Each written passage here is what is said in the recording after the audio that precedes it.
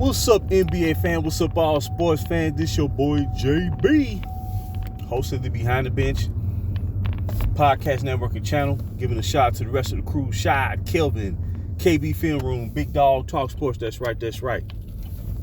For everyone who's tuning in, keep subscribing to Behind the Bench and supporting the channel, helping to make the show the best that it can be. You know, today, let's talk about the NBA. Well, what can I say? I was going about my day, you know, the normal routine, and I got an epiphany, man. I said, and believe me, man, I'm not stuck in the past. That's not the issue. Trust me. It's not even about that. If that was the case, I would stop watching the NBA when the late, great Kobe Bryant retired back in 2016, because he was my favorite player for a very, very long time. Over half of my life supporting the NBA. That's a long time. But I got an epiphany because, see, I believed as a fan of this storied franchise, the Purple and Gold, as they are often referred to, the Los Angeles Lakers. And me, personally, I believe they were led to sell themselves short. They didn't understand what they had in the palm of their hands. They was given everything. They was blessed with it all. Young talent, the deepest young core in basketball. Cap space was beginning to be cleared out in appropriate fashion, and we had all our assets. Think about it. We wasn't trading away draft picks. We was acquiring draft picks to draft more young talent. Lord have mercy. Boy, I tell you. I've studied this dynamic. When I mean study, I mean every layer, every crevice. And what I come away with is that not only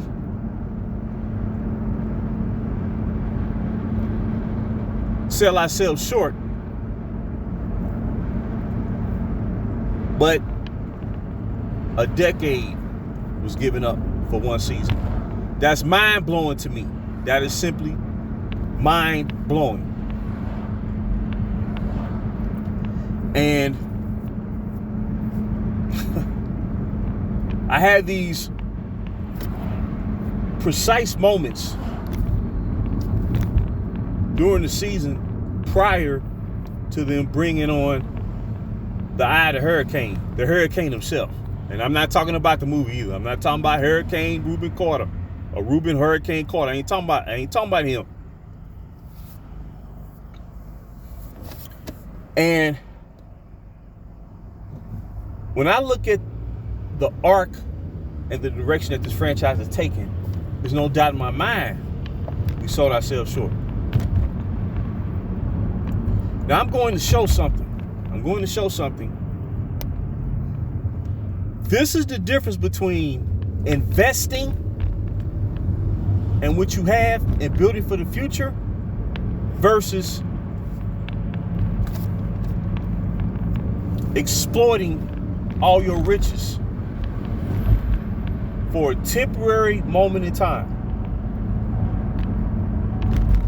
This is why it's important when people cover sports, they need to be as rational and objective as possible. If not, a lot of people are going to be misled and manipulated. Now, we've been told, because the Lakers had experienced a down period, right? Where the last championship we won was back in 2010. And then we had a period of down years, losing seasons. But that was primarily due to the fact that, number one, the league blocked the trade involving Chris Paul. He was going to be traded from his original team, the New Orleans Hornets, to the LA Lakers in a 3-team deal involving the Hornets, the Lakers, and the Houston Rockets. The league blocked that trade. That literally staged a domino effect that hit this franchise over the period of the next 5 seasons that followed, and ultimately led to Kobe Bryant playing exorbitant minutes to keep the team afloat to pursue a playoff berth during the 2012-2013 season, and he wound up injuring his Achilles. If that not had ever happened, the Lakers don't fall off the way they did. But we were told that the hurricane, the eye of the hurricane, was going to make this franchise relevant. I'm like, whoa, wait a minute. Even when you go through a down period, you're still relevant, especially when you have a history that the Lakers had generated over a period of 30 years from 1980 up until 2010, winning 10 championships in 30 years, the most successful pro sports franchise in the business of all team sports. See, when I look at the Yankees, the New York Yankees just advanced to the World Series for the first time in 15 years, which is the last time that they won the World Series, 15 years. That's a 15-year drought, but they still the Yankees. They still the Yankees. They don't let nobody come in and dictate or control or trade away their players or force trades. The Los Angeles Dodgers, who will be squaring off against the Yankees in the World Series, they recently won the championship back in 2020. Do you know how long it had been prior to that point of winning the World Series for the Dodgers? 32 seasons. Prior to 2020, they had not won a World Series since 1988, but they still the LA Dodgers. So my point is, when you're a fan of a team, and I get it, some people are fans to a higher degree than other fans. I get that. You got casual fans. I don't have an issue with that. But in terms of understanding what the franchise is about, what made them successful, the Lakers' history has been manipulated and distorted and undermined and essentially thrown under the bus. This is why the young core is so important. I'm finna show proof, because they told us that the Ida Hurricane was the only person alive on planet Earth who could make this franchise relevant again. I'm finna show something. Give me 1 second.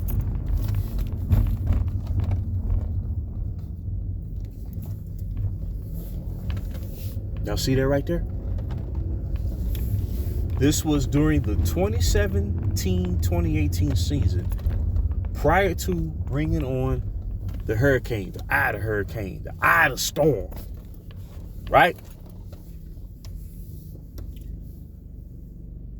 The Los Angeles Lakers, with no prime superstars on the team, with a young core, the youngest team in the leagues starting out, the Lakers was number 2 in the NBA in jersey sales. Let me repeat that again. The Los Angeles Lakers was number 2. They finished second in the NBA in revenue earned and generated from jersey sales. And the only person or figure who topped them that year was Stephen Curry. Steph Curry, at that point, he was at his peak. Golden State was at their peak, featuring Kevin Durant. And yet still, the Lakers finished second in the NBA in jersey sales. That shows you right there what we had in the palm of our hand.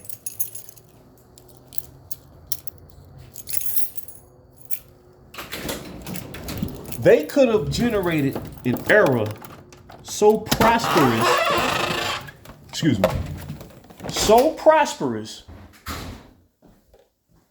that it could have trickled over and just kept building and building momentum for the next 15 seasons. With all the young talent that they drafted over their 4-year period, starting in 2014. Now check this out. If they would have understood the value of having that young talent, instead of ultimately using them as assets and pawns in the game for the Hurricane to flip over and try to bring in one superstar after the next, they would have come to understand that ultimately they didn't need the Hurricane. I know that sounds crazy. I know that sounds like you being a hater. But when you look at the stone cold facts, the facts prove it. And I'm going to show you. And when I say this, like I said, I'm not stuck in the past. It's not about being stuck in the past. It's about, how can I explain it? Every year that they go down this rabbit hole with this dude on the team trying to generate a shortcut to winning, the more I understand how much better would have been if they would have truly invested in their future. See, ultimately, they could have exceeded their own expectations rather than being in a situation where you in win now mode. You see what I'm like? When you don't sell yourself short, man, and you let the true value of what you have blossom, it can grow and expand tenfold.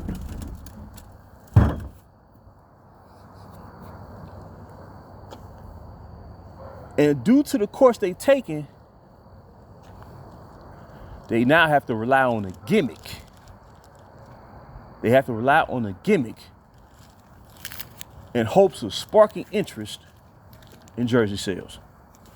You see what I'm saying? By being forced to draft a young man who has no business in the NBA. But check this out. You drafted 14 players. We'll just say 13 over a 4-year period. So let's say Julius Randle, then D'Angelo Russell. Julius Randle, Jordan Clarkson, D'Angelo Russell, Larry Nance Jr. That's 4 right there. It was almost like they was drafting two players a year. You know what I'm saying? Brandon Ingram and Ivica Zubac. In 2000, that's 6 right there. And in 2017, that's when you really just, oh my God, it was frightening how much talent is bringing in. They brought in 4 players: Lonzo, Kuzma, Josh Hart, Thomas Bryant. Then at that point, going into 2018, you draft Mo Wagner at the University of Michigan, and Xavier Mikhailiuk, who was the number 1 3-point shooter in the Big 12 conference coming out of the University of Kansas. So that's 12 right there. And then let's say Caruso is part of the young core from the G League. And then that's 13. And then Taylor Horton Tucker was drafted in 2019, a year after the Eye of the Hurricane, being brought to the franchise. So I really don't count him, but nonetheless, he was drafted. So I guess I have to count him out of respect. They did this right and let them young men develop and grow together. You could have promoted each individual stage by stage. You could have promoted Julius Randle, the senior member of the young core, You know what I mean? The leader of the young core. The Brandon Ingrams, right? Vita Zubats, the Lonzo Balls. I'm not talking about hyping them up beyond comprehension. I'm just talking about, wow, this is who we drafted to be the point guard of the Los Angeles Lakers, and this is what he's gonna bring to the team. Then you constantly promote him, and then people get to, really understand what he about, right? Instead of bringing in all that clutter and all that interference. Kuzma, 4 years. They could have said, man, Kuzma, 4 year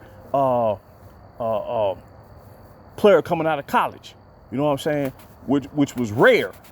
It's becoming more commonplace now, which was rare.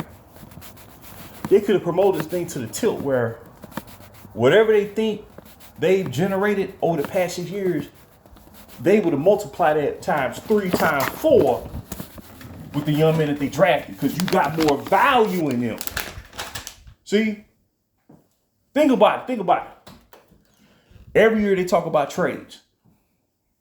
Who was really on the roster left to trade beyond the 2 superstars? The one superstar who caused this commotion, it caused the future to be Morgan Wade.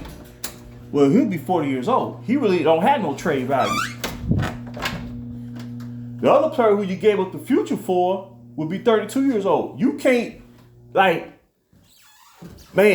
trade the player who you traded for by giving up the future to acquire. See, now that's what I said. You in the rabbit hole. You're in the rabbit hole. Okay. So like I say, a team starting all over again.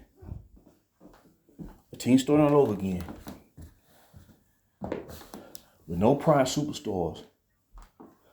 Was second in the NBA in jersey sales. That's astounding. I would not have believed that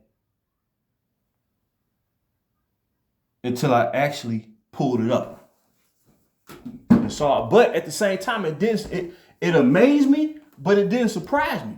Because like I say, the summer league tournament, that's what sparked all the excitement. That's what generated all the anticipation and optimism about the future. There's value in that. When you take that away, now you're saying to yourself, man, we got to win now no matter what. Then you start getting frantic. Then you start panicking. Then you start casting aside logic. Then it start getting real ugly. But if they would invest in what they had, they number 2 in jersey sales back in 2018. Where do they think they're going to be if they stay the course? And that's the importance of building your team. Look at the Chicago Bulls. They kept on building. They brought in Michael Jordan, right? Then in year 2, they brought in like Charles Oakley and John Paxson, right? And then a season later in the 87 draft, they bring in Scottie Pippen. They bring in Horace Grant, right? And then during the 88-89 season, they made a key trade. They traded Charles Oakley for Bill Cartwright, but they kept on replenishing the talent pool by drafting players. B.J. Armstrong, Scott Williams, Stacey King, Will Perdue. That was the nucleus of their team. So therefore, they weren't trading players left and right. So they built up the value in each player. They built up the value in the franchise. When you taking away from that and you bringing in all outsiders, you devaluing your franchise, because more often than not, when you bring in outside players in the win-out scenario, they're not going to build your team for a long time. We've seen players over the past 4 years only lasted a season. Carmelo Anthony, Malik Monk, Taurean Prince, DeAndre Jordan. You see what I'm saying? A ton of players they brought in only lasted. Wayne Ellington, ain't heard from him since. Wesley Matthews Jr., his father played for the Lakers during the Showtime era in the 80s. He was gone after 1 year. So you devaluing the franchise. And this is why I've been so adamant about this situation. It's simple economics. When you invest, you grow. When you mortgage away,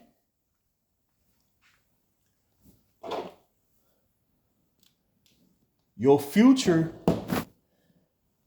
becomes questionable because you already borrowed against it. You see what I'm saying? You already borrowed against it. So, in closing, think about it. They got two superstars on the team, right? Right now.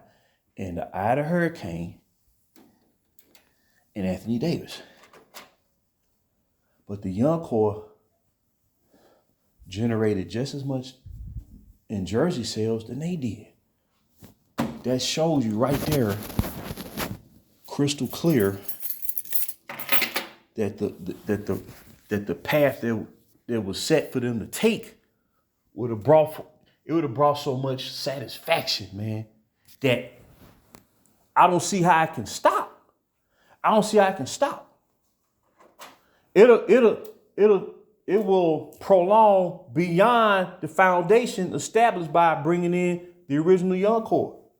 This is why the foundation was so important. Like I say, in closing, when a player like Kobe Bryant retires from the game, that's mighty. That's mighty. Who played his entire career, 20 years, for your franchise. You may say 2 decades. Well, he started his career in 1996. He retired in 2016. So essentially 3 decades over the span of 20 years. So when you lose a player like that, you have to reestablish yourself and you have to set the foundation. And this is why I've been so adamant about the situation, because when it comes to these talking heads on these sports shows, man, I don't even tune in and listen to them, dog, because they're not thinking beyond the now. And this is why when they made that trade mid-season 2023, and when they traded Russell Westbrook to Utah, and they got a bevy of young talent going into last season, there was so much excitement about them young players. They thought them young players was going to replace the value of the real young core, but they not, and they won't. See, it's all fugazi. It's all fugazi. Years from now, fans are going to forget that Corbin, on a good day, you're like 5 years from now, on a good day, I'm going to forget. I'm like, damn, Carmelo Anthony played for the Lakers? And someone going to say, no, he didn't. They're going to be like, yeah, he played. I say, no, he didn't. But in my mind, in my heart, I know that he did. But it's going to feel like that he didn't. It was like Gone with the Wind. Here today, gone tomorrow. So, like I said, man, the franchise really didn't understand what they had, man. The value that they could have generated from that. It'd have been off the chart. Like I said, it'd have been never ending. It'd have been no end in sight. I'm telling you, man, this is, to me, when I look at the situation, and I know my view is